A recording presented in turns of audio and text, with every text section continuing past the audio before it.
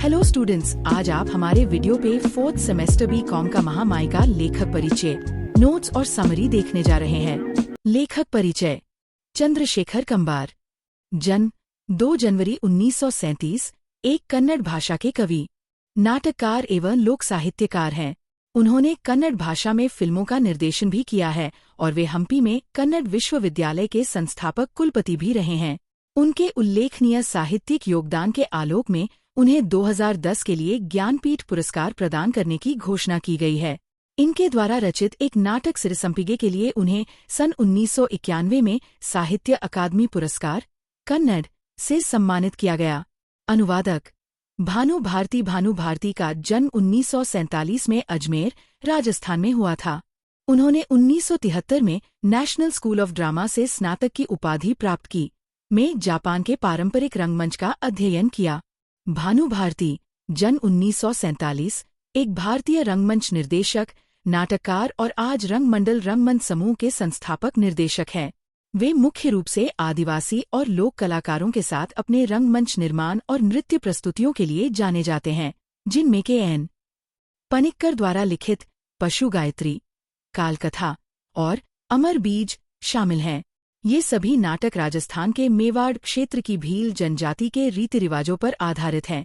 इनके अलावा चंद्रमा सिंह उर्फ चमकू दास, यमगाथा और अक्षतमाशा जैसे नाटकों का भी उन्होंने मंचन किया है, जो लगभग 4 दशकों के करियर में 70 से अधिक नाटकों का निर्माण करते हैं। महामाई कहानी का सारांश दृश्य 1 का संक्षिप्त सार। यह नाटक महामाई, मृत्यु की देवी, के परिचय से शुरू होता है, जिन्हें यहाँ माता शेतवी कहा गया है। गिरिपल्वी, जो उनकी सेविका है, दर्शकों को बताती है कि महामाई संसार के अंतिम सत्य, मृत्यु, की देवी है, जिनसे देवता भी डरते हैं। महामाई स्वयं कहती हैं कि वे जीवन, प्रकाश और ज्ञान की अंतिम सीमा है और हर व्यक्ति के अंतिम क्षणों में उसके अनुसार अलग रूप धारण करती हैं। गिरिपल्वी बताती है कि संजीव महामाई का दत्तक पुत्र है, जिसे उन्होंने एक महान चिकित्सक बनने का वरदान दिया है। इसी कारण संजीव कम उम्र में ही अत्यंत प्रसिद्ध वैद्य बन जाता है और उसके स्पर्श से रोगी ठीक हो जाते हैं, क्योंकि महामाई उसकी सहायता करती हैं। इसके बाद दृश्य संजीव के दवाखाने में जाता है, जहां 3 मरीज आते हैं। एक गरीब औरत अपने बीमार बेटे के साथ, मारा, श्मशान में रहने वाला व्यक्ति, और मदन, दरबारी विदूषक।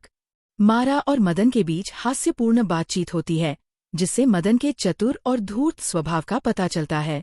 जब संजीव मरीजों का इलाज करता है, तो महामाई केवल उसे और मारा को दिखाई देती हैं। उनके संकेत के अनुसार संजीव मारा और मदन को ठीक होने का आश्वासन देता है, लेकिन बच्चे को नहीं बचा पाता। इससे स्पष्ट होता है कि जीवन और मृत्यु का अंतिम निर्णय महामाई के हाथ में है। बच्चे की मृत्यु से उसकी माँ शोक में डूब जाती है और मारा भी दुख व्यक्त करता है। वहीं मदन अपने ठीक होने पर प्रसन्न हो जाता है और जीवन के प्रति अपनी इच्छाएं प्रकट करता है। वह संजीव से बातचीत करते हुए उसके माता-पिता और राजमहल की बीमार राजकुमारी के बारे में भी बताता है। अंत में मदन संजीव को राजमहल चलने के लिए कहता है, लेकिन गिरिपल्वी आकर उसे माई का संदेश देती है, जिसके कारण वह जाने से मना कर देता है। दृश्य 2 का संक्षिप्त सार। दूसरे दृश्य में संजीव गुफा के द्वार पर खड़ा होकर उसके रहस्य को देखकर हैरान होता है। तभी मारा वहां आता है और उसे नमस्कार करता है। संजीव उसे पहचान लेता है और गुफा के बारे में पूछता है। मारा गुफा का बहुत भयानक वर्णन करता है। वह बताता है कि गुफा के अंदर क्या है, यह कोई नहीं जानता। जो भी उसके भीतर गया, वह कभी वापस नहीं लौटा।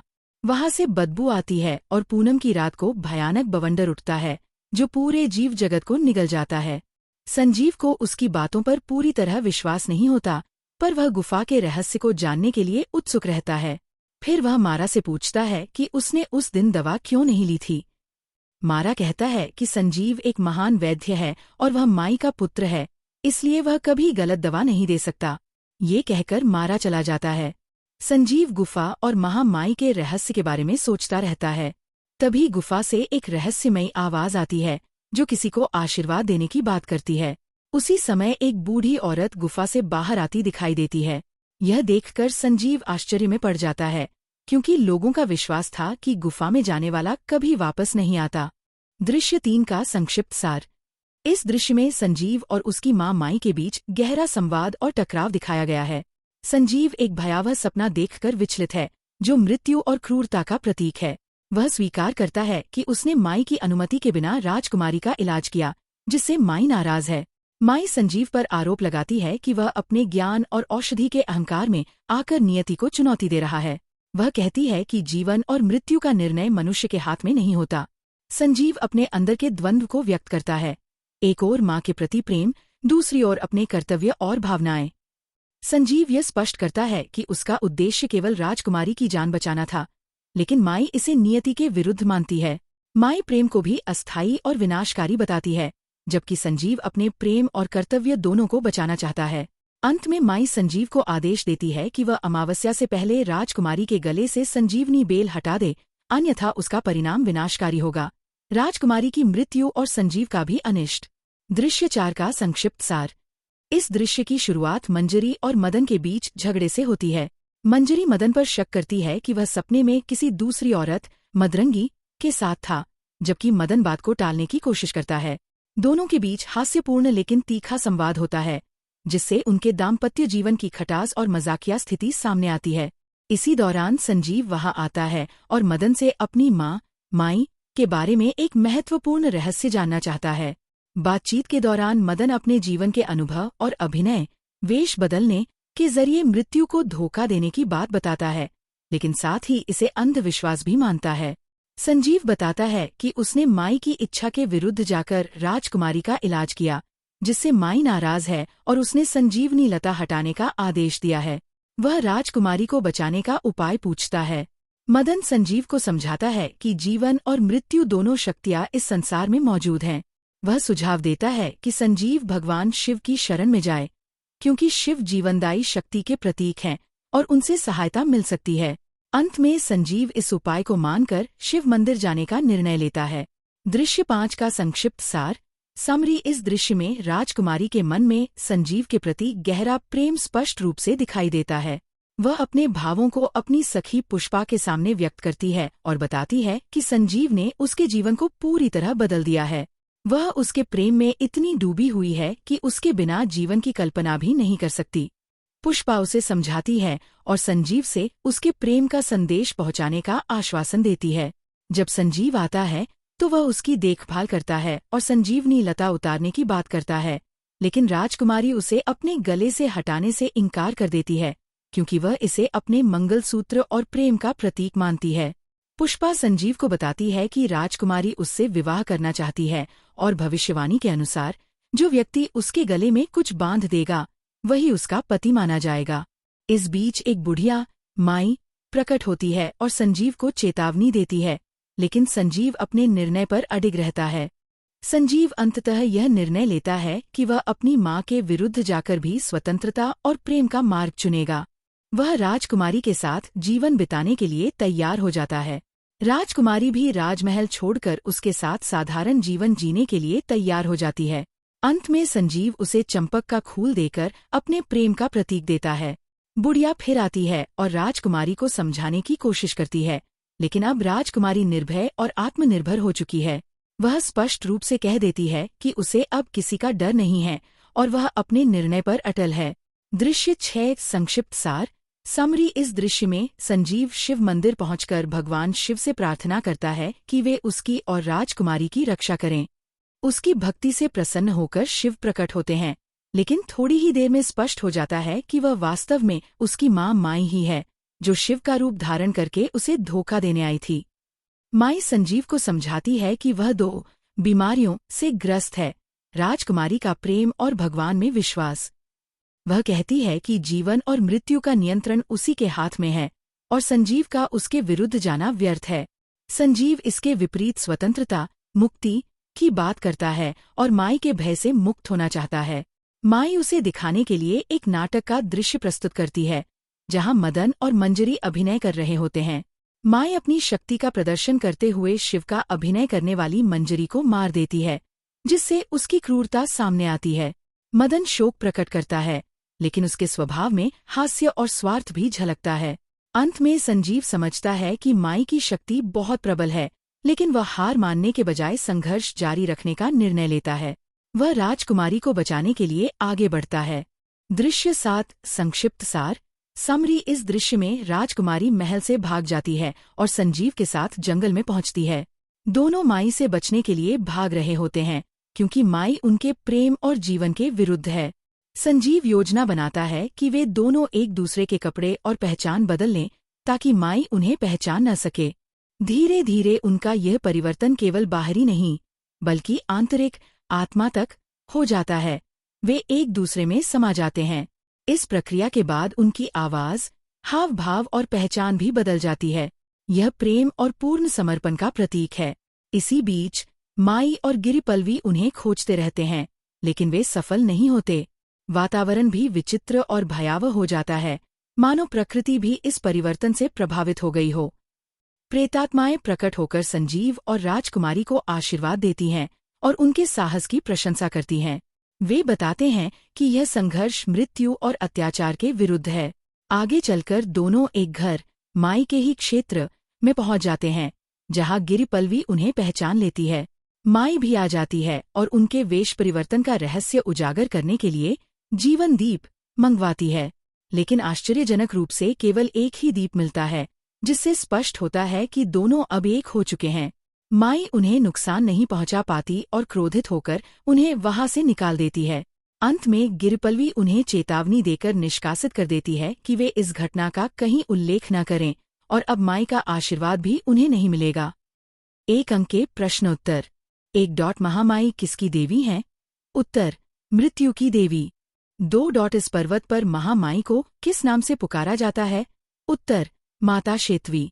3. गिरिपल्वी कौन है? उत्तर, माई की सेविका। 4. संजीव को माई ने क्या बनाने का वरदान दिया था? उत्तर, नामी चिकित्सक। 5. संजीव की उम्र कितने वर्षों की बताई गई है? उत्तर, 20 वर्ष। 6. दवाखाने में सबसे पहले कौन मरीज आया था? उत्तर, एक औरत अपने बेटे के साथ। 7. मारा क्या काम करता है? उत्तर, मुर्दे जलाने दफनाने का काम। 8. मदन कौन है? उत्तर, राज दरबार का विदूषक।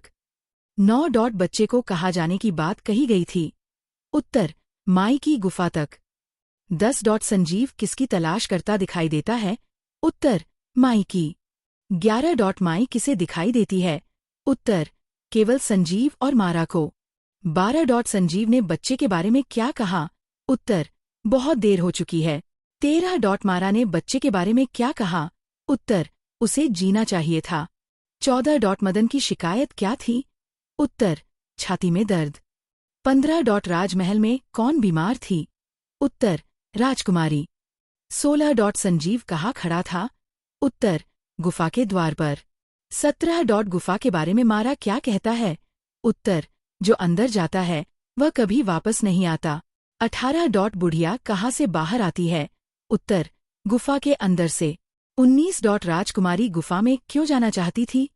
उत्तर, मरने के लिए। 20. राजकुमारी को कौन सी बीमारी थी? उत्तर, तेज बुखार और कमजोरी। 21. संजीव कौन है? उत्तर, एक कुशल चिकित्सक, वैद्य। 22. संजीव ने राजकुमारी को क्या दिया? उत्तर, संजीवनी लताब जड़ी। 23. राजकुमारी के घर वालों ने किसे बुलाया था? उत्तर, वैद्य संजीव को। 24. राजकुमारी का स्वभाव कैसा है? उत्तर, साहसी और स्वाभिमानी। 25. अंत में राजकुमारी की स्थिति कैसी हो जाती है? उत्तर, वह स्वस्थ और प्रसन्न हो जाती है।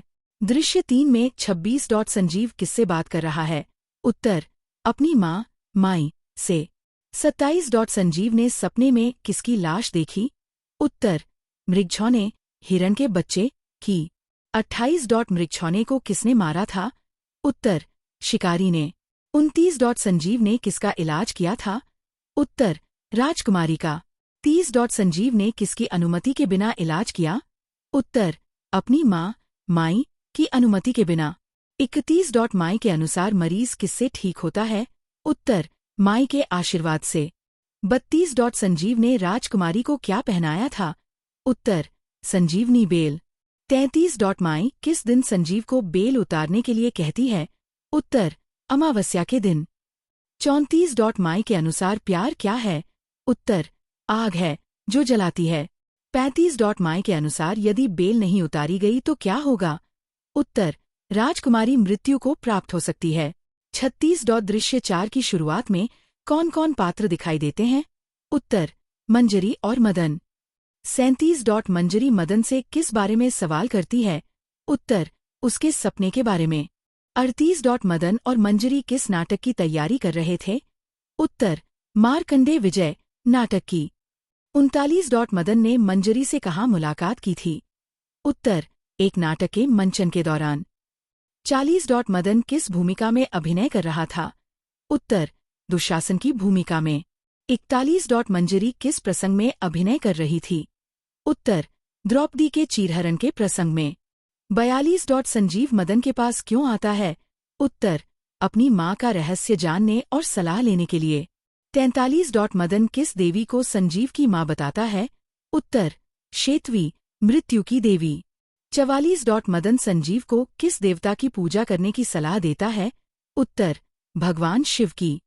45 संजीव किसे बचाने के लिए उपाय खोज रहा है?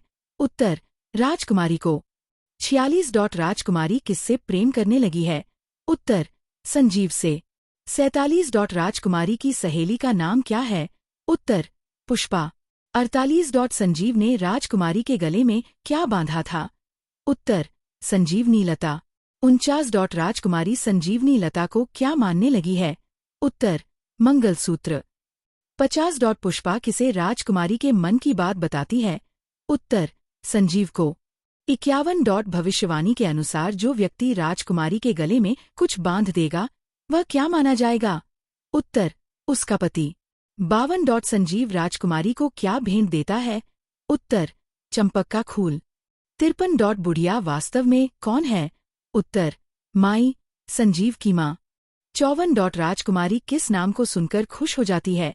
उत्तर, संजीव का नाम। 55 अंत में राजकुमारी किसे बाहर जाने के लिए कहती है? उत्तर, बुढ़िया, माई को। 56 संजीव किस देवता की प्रार्थना करने मंदिर जाता है? उत्तर, भगवान शिव की। 57 संजीव किसकी रक्षा के लिए शिव से प्रार्थना करता है? उत्तर, अपने जीवन और राजकुमारी के जीवन की रक्षा के लिए। 58 शिव के वेश में वास्तव में कौन प्रकट होता है? उत्तर, माई, शेतवी माता। 59 माई संजीव की माँ होने के साथ क्या कहलाती है? उत्तर, शेतवी माता। 60 माई के अनुसार संजीव किन 2 बीमारियों से पीड़ित है? उत्तर, राजकुमारी और भगवान। 61 संजीव क्या बनकर लोगों की सेवा करना चाहता है? उत्तर, चिकित्सक बनकर। 62 मदन नाटक में किस पात्र की भूमिका कर रहा था? उत्तर, मार्कंडेय की। 63 शिव की भूमिका अंत में किसने निभाई थी? उत्तर, मंजरी ने। 64 मंजरी की मृत्यु किस कारण से हो जाती है? उत्तर, माई के प्रहार से। 65 अंत में संजीव क्या करने का निर्णय लेता है? उत्तर, राजकुमारी को लेकर जाने का। 66 राजकुमारी महल से कहाँ चली जाती है? उत्तर, संजीव के साथ जंगल की ओर। 67 गिरिपल्वी किसे ये समाचार देती है कि राजकुमारी महल से चली गई है? उत्तर, माई को। 68 संजीव और राजकुमारी माई से बचने के लिए क्या करते हैं? उत्तर, वे आपस में कपड़े बदल लेते हैं। 69 संजीव और राजकुमारी अपने नए नाम क्या रखते हैं? उत्तर, आकाश पल्लव और संजीवनी। 70 प्रेतात्माएं किसे आशीर्वाद देने आती हैं? उत्तर, संजीव और राजकुमारी को। 71 प्रेतात्माओं में सबसे पहले कौन बोलता है? उत्तर, कीर्ति शिव की प्रेतात्मा। 72 गिरिपल्वी किसके आदेश से जीवन दीप लाने जाती है? उत्तर, माई के आदेश से। 73 गिरिपल्वी को वहाँ कितने दीप दिखाई देते हैं? उत्तर, केवल एक दीप। 74 माई दीप को बुझाने की कोशिश क्यों करती है? उत्तर, राजकुमारी का जीवन समाप्त करने के लिए। 75 अंत में संजीव और राजकुमारी को क्या दंड दिया जाता है? उत्तर, उन्हें वहां से निष्कासित कर दिया जाता है। अगर आपको ये वीडियो अच्छी लगी हो तो लाइक, शेयर और कमेंट कीजिए और हिंदी गुरु चैनल को सब्सक्राइब कीजिए।